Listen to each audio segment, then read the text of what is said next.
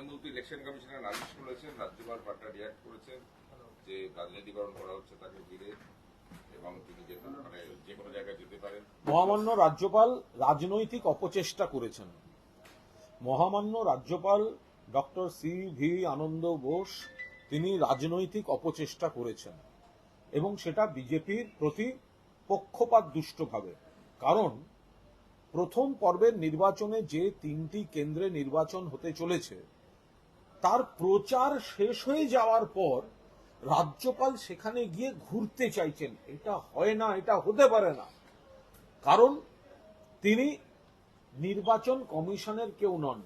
নির্বাচন কমিশনের প্রতিনিধিরা ছাড়া, নির্বাচন কমিশনের অবজারভার ছাড়া, নির্বাচন কমিশনের অথরাইজড কোনো ব্যক্তি ছাড়া এইভাবে ঘোরা সম্ভব নয়, এবং তিনি ভোটারও নন। অর্থাৎ নিয়ম যদি দেখা যায় যে যারা ওই এলাকার ভোটার নন প্রচারের পরে তারা কেউ ওই ভোটের এলাকায় থাকবে না। সেখানে রাজ্যপাল বলছেন আমি যাব, আমি ভোট দেখব। এটা হতে পারে না। এটা এটা এটা রাজনৈতিক পর্যটকদের ঘুরে বেড়াবার জায়গা নয়। রাজ্যপাল দিল্লি প্রেরিত দূত, বিজেপির প্রতিনিধি।